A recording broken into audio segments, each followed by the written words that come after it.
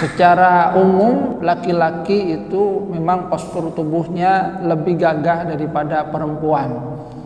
Kemudian juga di dalam pengelolaan emosi laki-laki itu lebih stabil dibandingkan dengan perempuan. Ini bukan berarti bahwa perempuan itu menjadi manusia kelas 2, tidak. Ada perbedaan tanggung jawab yang nantinya diberikan oleh Allah Subhanahu wa taala kepada masing-masing, yang perbedaan ini sesungguhnya bukanlah menjadikan keduanya berbeda di sisi Allah Subhanahu wa taala. Semua bisa menjadi yang terbaik di sisi Allah Subhanahu wa taala sesuai dengan peran dan tanggung jawab yang diberikan oleh Allah Subhanahu wa taala. Perbedaan ini adalah fitrah yang diberikan oleh Allah Subhanahu wa taala.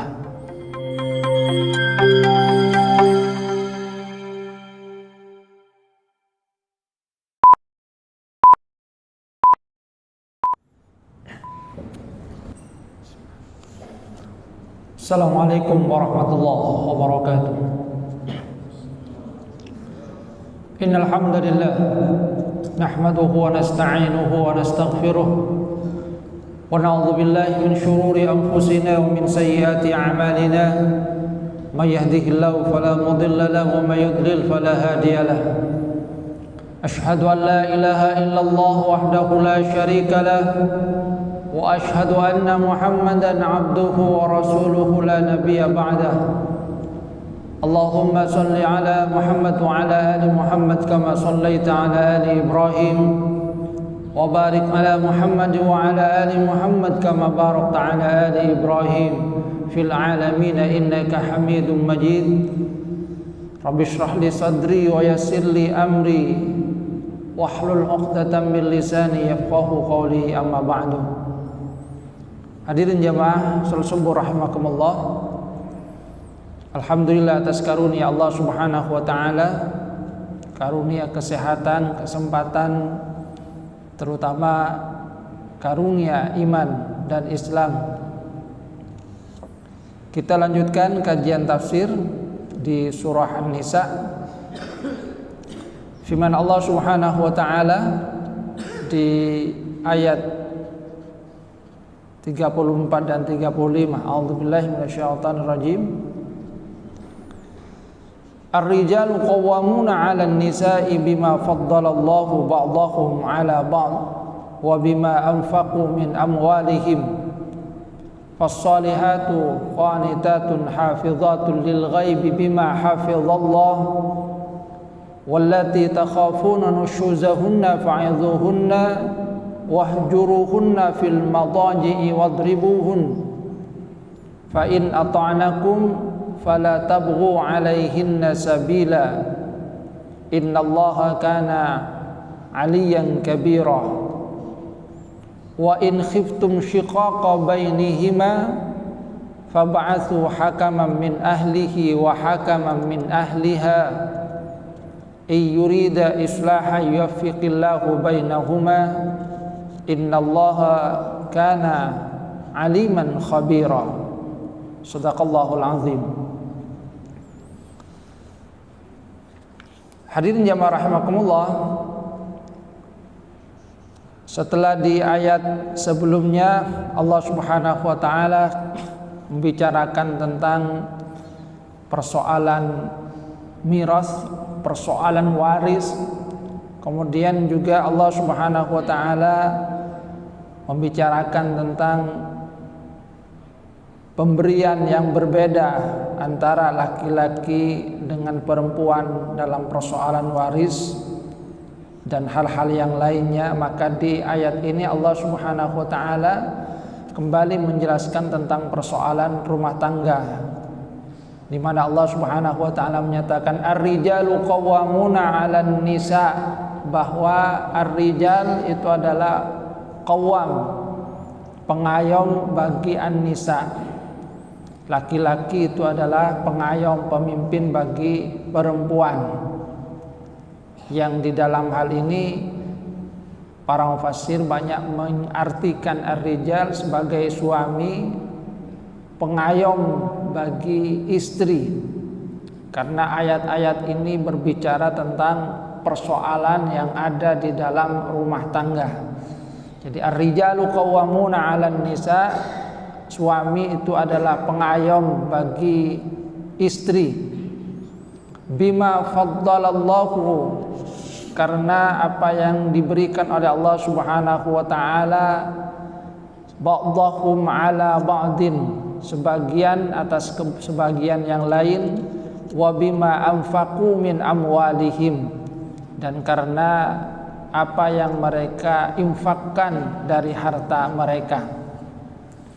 Jadi di dalam ayat ini Allah Subhanahu wa taala menyatakan bahwasanya suami itu adalah pemimpin, pengayom di dalam rumah tangganya, pengayom bagi istrinya. Yang di dalam ayat ini sekali lagi Allah Subhanahu wa taala mengisyaratkan bahwa memang ada perbedaan antara laki-laki dengan perempuan. Ada beban dan tanggung jawab yang berbeda yang juga diberikan oleh Allah Subhanahu wa taala antara laki-laki dan perempuan. Dan ini adalah kewenangan dari Allah Subhanahu wa taala. Yang di dalam ayat ini Allah Subhanahu wa taala menyatakan kenapa diberikan beban tanggung jawab seperti itu. Pertama adalah bima faddalallahu ba'dahum 'ala ba'd, karena kelebihan yang diberikan oleh Allah Subhanahu wa taala sebagian di atas yang lainnya. Jadi ada pemberian tanggung jawab yang memang diberikan oleh Allah Subhanahu wa taala kepada laki-laki karena adanya hal yang berbeda yang diberikan oleh Allah Subhanahu wa taala antara laki-laki dengan perempuan. Secara umum laki-laki itu memang postur tubuhnya lebih gagah daripada perempuan. Kemudian juga di dalam pengelolaan emosi laki-laki itu lebih stabil dibandingkan dengan perempuan. Ini bukan berarti bahwa perempuan itu menjadi manusia kelas 2, tidak. Ada perbedaan tanggung jawab yang nantinya diberikan oleh Allah Subhanahu wa taala kepada masing-masing, yang perbedaan ini sesungguhnya bukanlah menjadikan keduanya berbeda di sisi Allah Subhanahu wa taala. Semua bisa menjadi yang terbaik di sisi Allah Subhanahu wa taala sesuai dengan peran dan tanggung jawab yang diberikan oleh Allah Subhanahu wa taala. Perbedaan ini adalah fitrah yang diberikan oleh Allah Subhanahu wa taala. Ada ulama yang memberikan perbandingan antara tajam dengan tumpul itu lebih baik yang mana? Mungkin ada yang menyatakan bahwa yang lebih baik itu adalah yang tajam, karena persepsi yang dibangun bahwasanya tajam itu pasti lebih baik daripada tumpul. Padahal sesungguhnya tidak. Tajam dengan tumpul itu sama-sama baik sesuai dengan tempatnya masing-masing. Sebagai contoh, pisau itu bagus kalau tajam, tidak baik kalau tumpul. Karena memang fungsi yang diinginkan dari pisau adalah untuk memotong, untuk menyembelih. Yang di situ dibutuhkan tajamnya. Sehingga kalau unsur tajam, sifat tajam ini tidak ada, maka pisau tidak mempunyai fungsi yang baik. Segera diasah. Sebaliknya gelas, gelas itu lebih bagus tumpul. Jadi ujung dari gelas yang kita buat minum itu tumpul. Tidak bagus bahkan kalau tajam, karena memang tidak ada fungsi yang diinginkan dari tajam pada gelas. Gelas itu tumpul, kalau tajam malah berbahaya, mulut kita bisa berdarah-darah. Ini mengisyaratkan bahwa adanya sifat yang berbeda itu karena adanya peran dan fungsi yang berbeda, dan itulah yang diberikan oleh Allah Subhanahu wa taala kepada laki-laki dan perempuan.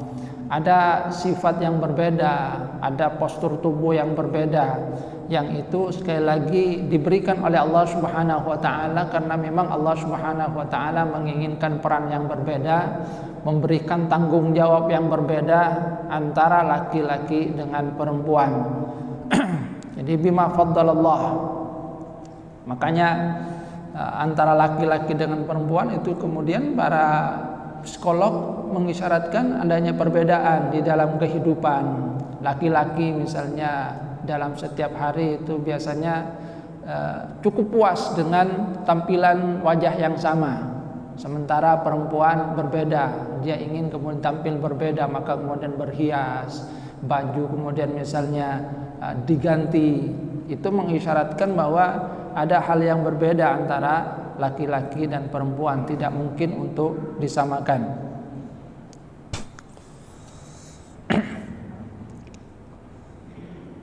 Kemudian yang kedua, di dalam ayat ini Allah Subhanahu wa taala mengisyaratkan bahwa kepemimpinan laki-laki, pengayomnya laki-laki atau suami terhadap istri itu karena hal yang kedua disebutkan oleh Allah Subhanahu wa taala, wa bima anfaqu min amwalihim, karena beban atau tanggung jawab yang diberikan oleh Allah Subhanahu wa taala berupa memberikan nafkah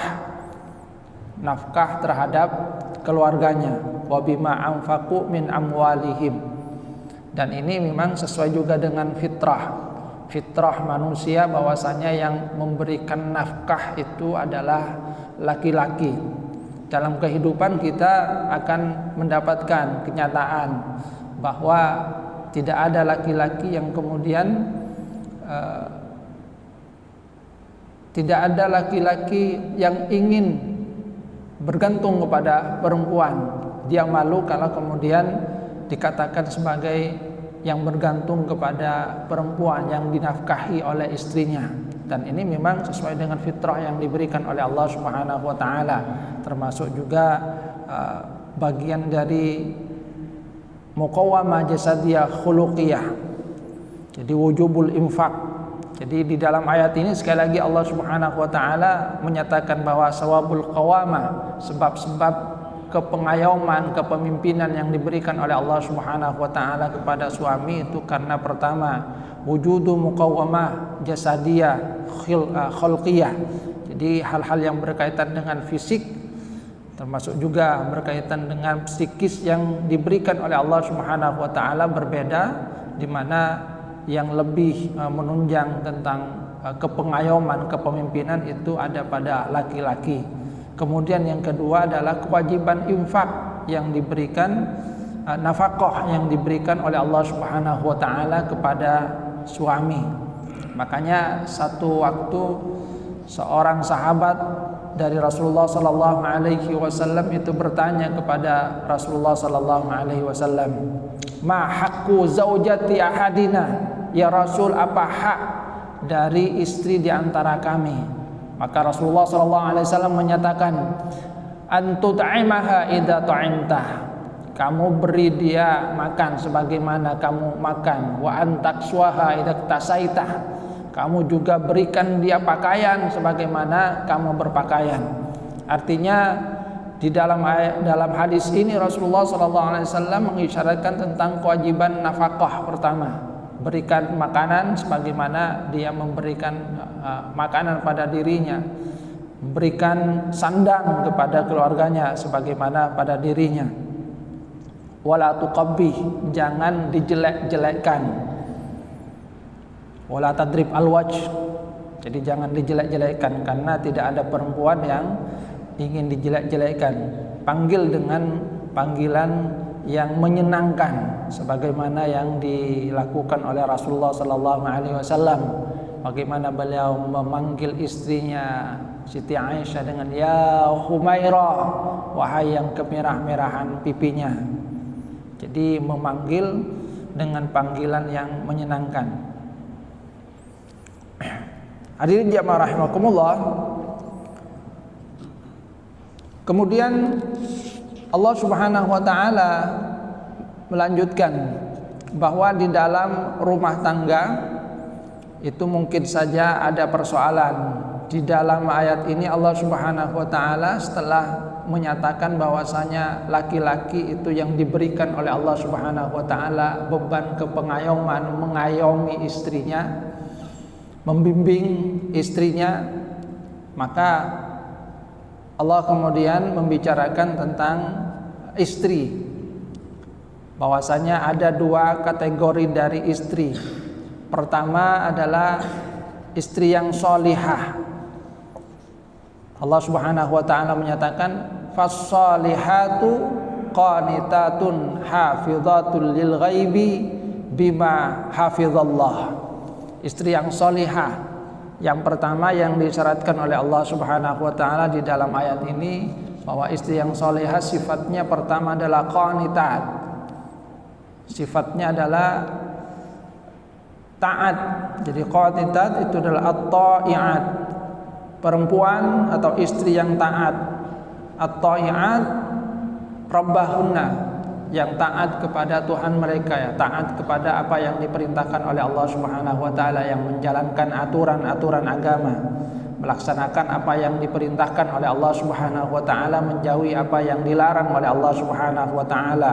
Wa azwajahunna, dan juga taat kepada suami sebagai qawwam, sebagai pengayom, pemimpin di dalam rumah tangga. Jadi ini sifat dari perempuan yang as-sholihat yang disyaratkan oleh Allah Subhanahu wa taala di dalam ayat ini. Qanitat. Kemudian yang kedua adalah hafizat, mampu menjaga diri, menjaga kehormatan dirinya. Hafizat halal ghaibah anfusahunna, jadi menjaga diri mereka, menjaga kehormatan diri mereka. Iffatahunna wa mala azwajihinna, demikian juga menjaga harta dari suaminya. Wa auladahunna, menjaga anak-anaknya. Makanya Rasulullah sallallahu alaihi wasallam itu kan menyatakan bahwa kullukum ra'in wa kullukum mas'ulun an ra'iyatihi. Setiap kalian itu adalah pemimpin dan akan dimintai pertanggungjawaban atas kepemimpinannya. Jadi masing-masing adalah pemimpin. Seorang laki-laki itu ra'iyun fi baitihi, dia adalah pemimpin di tengah-tengah rumah tangganya, dan dia akan dimintai pertanggungjawaban, kata Rasulullah sallallahu alaihi wasallam, atas kepemimpinannya. Apakah dia menjalankan tugas yang diembannya dengan baik ataukah tidak? Apakah dia benar-benar memimpin dengan baik, mengarahkan seluruh anggota keluarganya menuju kebahagiaan dunia dan akhirat ataukah tidak? Wazzaujatu, nanti perempuan itu ra'iyatun fi baiti zaujiha. Jadi dia adalah pemimpin juga di rumah suaminya, yang berkaitan dengan hafizat di sini, menjaga dirinya, menjaga kehormatan dirinya, menjaga harta suaminya, menjaga anak-anaknya, terutama pada saat suaminya tidak ada. Hafizat ini yang diisyaratkan oleh Allah Subhanahu wa taala. Makanya kemudian Rasulullah sallallahu alaihi wasallam juga mengisyaratkan di dalam hadisnya, khairun nisa, sebaik-baik perempuan, atau kalau nisa dimaknai dengan istri, sebaik-baik istri adalah imra'atun idza nazarta ilaiha sarratka, perempuan yang jika kamu melihatnya itu menyenangkan kamu. Jadi yang disyaratkan oleh Rasulullah sallallahu alaihi wasallam adalah menyenangkan. Maka doa yang kita lantunkan kepada Allah Subhanahu wa taala itu adalah Rabbana hablana min azwajina wa dzurriyyatina qurrata a'yun waj'alna lil muttaqina imama. Kita memohon agar seluruh anggota keluarga kita, min azwajina, istri, pasangan hidup itu adalah qurrata a'yun. Qurrata a'yun adalah yang menyenangkan semua mata, bukan hanya mata lahir, akan tapi juga mata batin. Idza nadarta ilaiha sarotka, jadi penampilannya menyenangkan, sifat-sifatnya, sikapnya itu menyenangkan. Wa idza amartaha ata'atka, kalau kamu menyuruhnya dia taat kepada kamu. Wa idza ghibta anha hafidatka fi malika wa nafsiha, kalau kamu tidak ada di sisinya dia mampu menjaga dirinya, jadi menjaga harta kamu, menjaga dirinya, menjaga kehormatan dirinya. Setelah itu Rasulullah sallallahu alaihi wasallam membaca ayat ini, ar-rijalu qawwamuna 'alan nisa, sampai firman Allah Subhanahu wa taala, hafizatul lil ghaib, jadi yang mampu untuk menjaga dirinya. Sehingga di dalam hadis ini Rasulullah sallallahu alaihi wasallam mengisyaratkan sifat-sifat dari seorang istri yang baik, yang mampu untuk menyenangkan anggota keluarganya, terutama suaminya, lahir ataupun juga batin. Jadi qurrata ayun, di dalam ayat Al-Qur'an Allah Subhanahu wa taala mengisyaratkan pandangan lahir, sikap secara lahir itu menyenangkan, secara batin itu juga menyenangkan. Sebab ada yang fisiknya cantik akan tetapi sifat-sifatnya tidak baik, gitu kan. Tidak termasuk dalam kategori qurratu ayun. Jadi ini perempuan yang dikategorikan oleh Allah Subhanahu wa taala sholihat.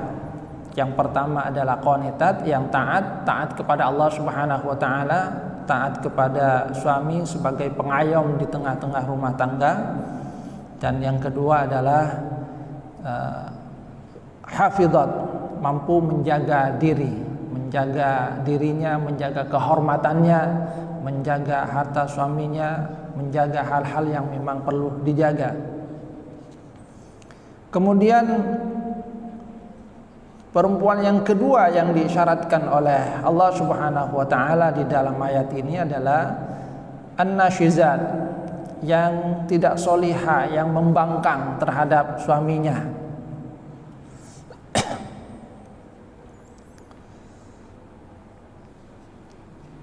Wa hunna allati tadhunnuna aw ta'lamuna minhunna at-tarafu an hududi zaujah wa huquqiha wa wajibatiha, yaitu istri yang kamu lihat atau kamu ketahui dia tidak menjalankan tugas-tugasnya sebagai seorang istri, tidak memenuhi kewajibannya sebagai seorang istri, bahkan diisyaratkan melakukan pembangkangan terhadap suami.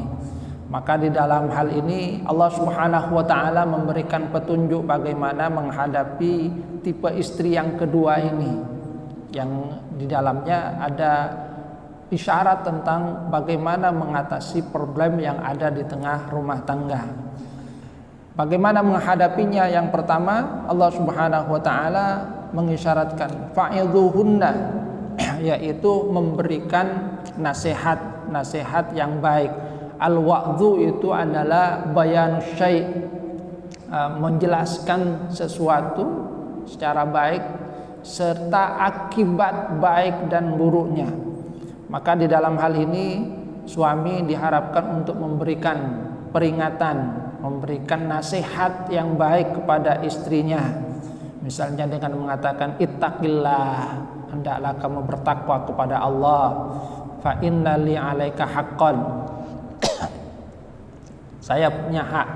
Tentu dalam hal ini juga yang dituntut bukan hanya kewajiban dari istri, akan tapi juga kewajiban dari suami. Karena di ayat ini Allah Subhanahu wa taala mengawalinya kepada suami itu, bahwasanya Allah Subhanahu wa taala memberikan peran kepada suami sebagai pengayom di dalam rumah tangga karena adanya tanggung jawab yang diberikan oleh Allah Subhanahu wa taala kepada istrinya. Jadi fungsi qawamah di sini karena adanya kelebihan yang diberikan oleh Allah Subhanahu wa taala karena kewajiban nafkah di dalam rumah tangga. Jadi ada kewajiban yang memang harus ditunaikan oleh seorang suami terhadap istrinya. Termasuk di dalam ayat Al-Quran Allah Subhanahu wa ta'ala juga memberikan pesan kepada suami, wa ashiruhunna bil ma'ruf, hendaklah kalian itu bergaul, memperlakukan mereka dengan cara yang ma'ruf, yakni dengan cara yang ma'ruf.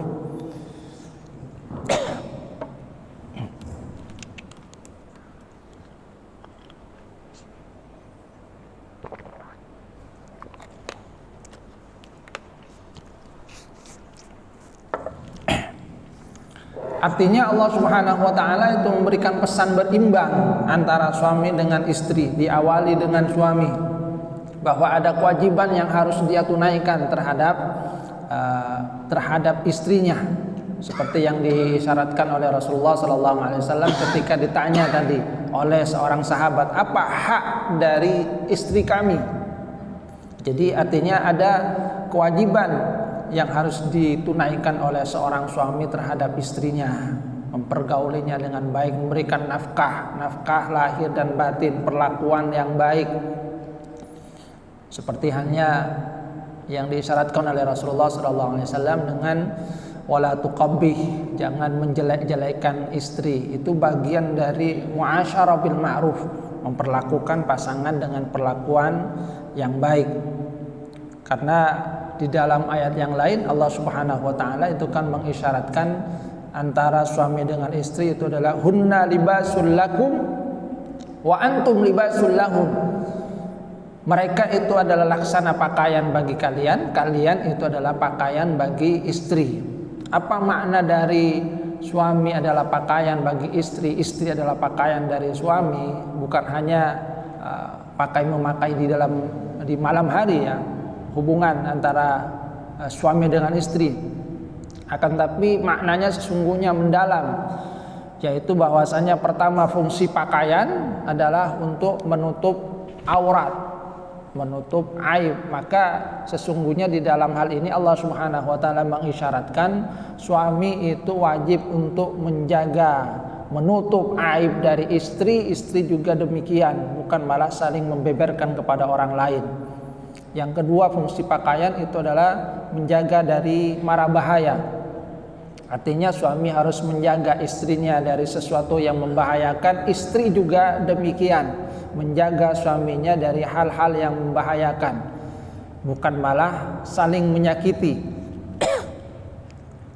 Yang ketiga, fungsi pakaian adalah sebagai lambang kebanggaan.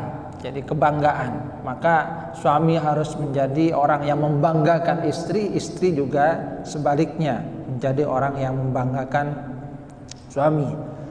Nah, ketika ada hal yang tidak baik, ada pembangkangan, ketidaktaatan dari istri kepada suami, maka yang diberikan petunjuk oleh Allah Subhanahu wa ta'ala pertama adalah dengan memberikan nasihat yang baik, memberikan peringatan apa akibat buruk manakala dia tidak taat kepada suaminya. Ketika peringatan atau nasihat baik itu masih tidak mempan, maka kemudian yang kedua Allah Subhanahu wa ta'ala mengisyaratkan wahjuruhunna fil madaji. Jadi al-hijrah wal i'rad fil madja, menghindari di tempat tidur.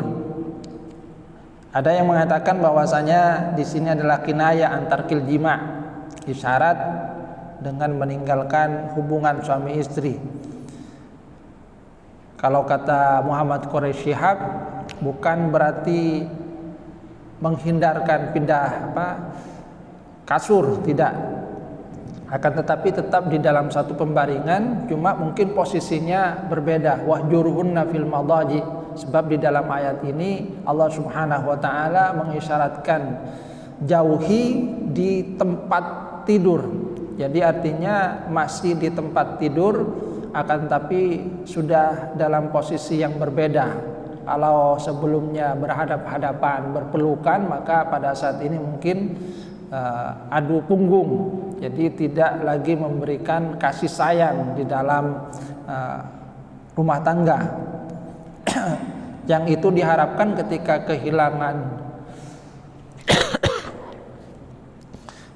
kehilangan kasih sayang, maka diharapkan istri akan berubah. Ini juga mengisyaratkan bahwa persoalan rumah tangga itu hendaknya tetap ada di dalam rumah tangga, jangan keluar terlebih dahulu. Sebab ketika persoalan itu keluar, biasanya untuk mengatasinya lebih sulit. Tapi ketika persoalan itu masih dilokalisir, dalam hal ini di dalam kamar, tidak diberitahukan kepada orang lain, maka persoalan itu kalau diibaratkan dengan api, apinya itu masih bisa dikendalikan. Tapi kalau sudah keluar, akan banyak orang-orang yang akan mengompori.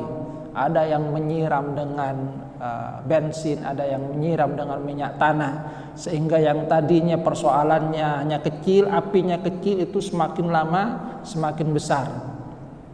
Nah, ini sesungguhnya isyarat yang juga diberikan oleh Allah Subhanahu wa taala di dalam mengelola persoalan yang ada di rumah tangga. Sebab kadang-kadang persoalan kecil itu bisa menjadi besar manakala ada banyak campur tangan dari orang, apalagi dia tidak mengetahui persoalan yang sebenarnya.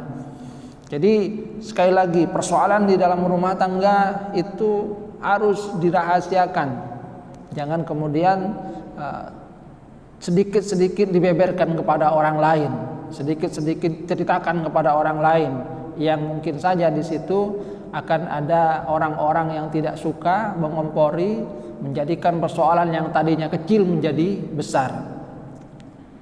Peringatan yang baik. Setelah itu yang kedua, dihindarkan di tempat tidur. Jadi kehilangan kasih sayang. Kalau masih belum bisa, maka kemudian yang ketiga, wadribuhun, ad-darbu ghairul mubarrih. Jadi pukulan yang tidak menyakitkan. Ayat ini sungguhnya turun berkaitan dengan seorang sahabiah yang mengadu kepada Rasulullah sallallahu alaihi wasallam. Jadi mengadu kepada Rasulullah tentang suaminya memukul dirinya ketika terjadi perselisihan. Yang di dalam hadis itu dikatakan bahwasanya suaminya menempelengnya. Maka pertama Rasulullah SAW menyatakan supaya minta kisos kepada suaminya, silakan balas kisos. Akan tapi setelah itu turunlah ayat ini yang mengisyaratkan bahwa ada kebolehan di dalam memberikan pelajaran kepada istri. Cuma di dalam hadis Rasulullah SAW mengisyaratkan bahwa pukulan itu adalah pukulan yang tidak menyakitkan. Jadi pukulan yang tidak menyakitkan, karena memang yang dituju itu bukan fisik. Tujuannya itu bukan menyiksa. Tujuannya itu bukan menyakiti secara fisik, akan tetapi dalam rangka memperbaiki hubungan rumah tangga. Jadi ad-darbu ghairul mubarrih, ad-darbul khafif. Jadi pukulan yang ringan.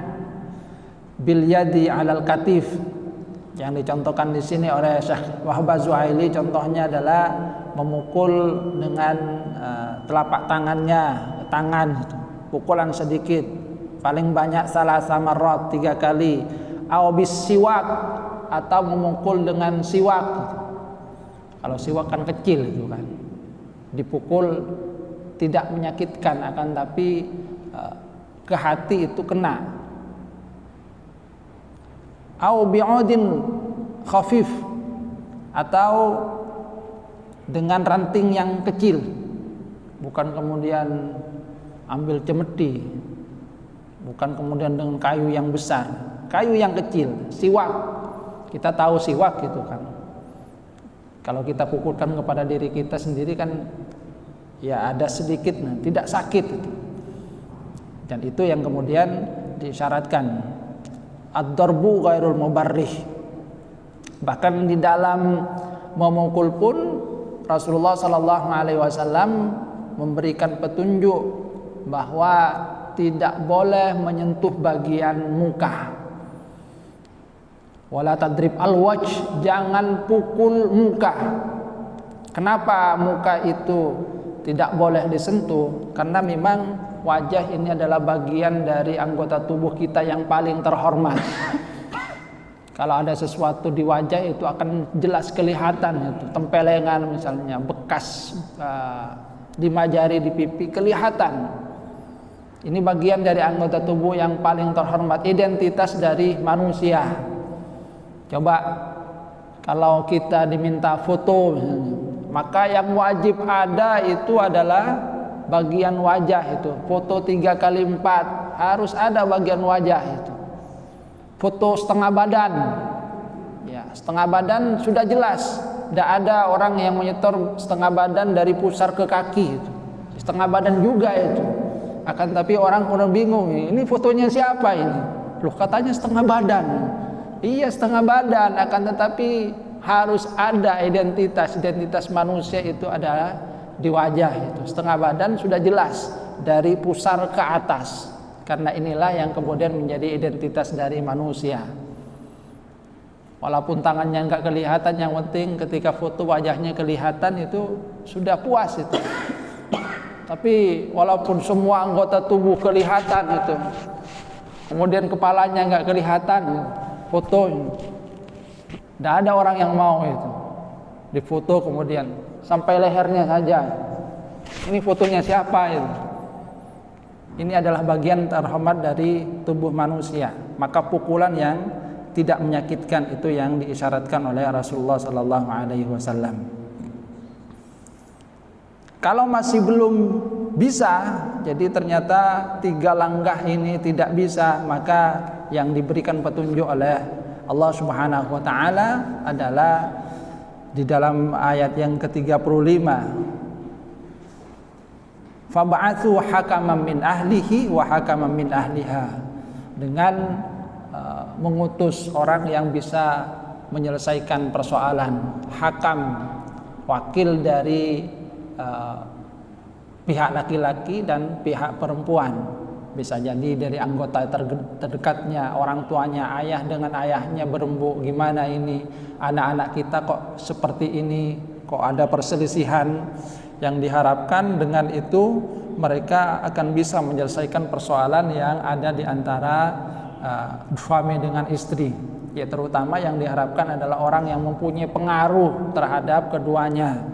Istrinya misalnya siapa orang yang dia takuti, dia segani, maka itulah yang diharapkan akan mendinginkan persoalan, sehingga nasihat dari suaminya tidak mempan. Bisa jadi dengan nasihat dari orang tuanya dia akan kembali lagi menjadi istri yang solihah. Yang sesungguhnya di dalam ayat-ayat ini Allah Subhanahu wa taala juga mengisyaratkan bahwa persoalan rumah tangga itu hendaknya diselesaikan dengan baik, diselesaikan dengan hati yang baik. Maka di dalam ayat ini Allah Subhanahu wa taala mengisyaratkan iyurida islahan. Kalau keduanya itu menginginkan islah, yuwaffiqillahu bainahuma. Allah Subhanahu wa taala akan memberikan taufik kepada keduanya. Artinya jangan kemudian bertengkar sedikit langsung talak, bertengkar sedikit talak. Talak itu adalah jalan terakhir yang ditempuh. Ketika sudah buntu semua jalan keluar, baru kemudian talak. Karena di dalam hadis Rasulullah SAW itu sudah menyatakan bahwa abghadul halal indallah at-talaq, bahwa ada yang halal itu tapi paling dibenci oleh Allah Subhanahu wa taala yaitu talak. Jadi dalam ayat ini sesungguhnya ada isyarat juga, persoalan rumah tangga selesaikan dengan baik. Ini caranya 1, 2, 3, 4. Baru kalau sudah tidak bisa lagi dipertahankan, silahkan talak. Tapi itu adalah sesuatu yang sangat tidak disukai oleh Allah Subhanahu wa taala.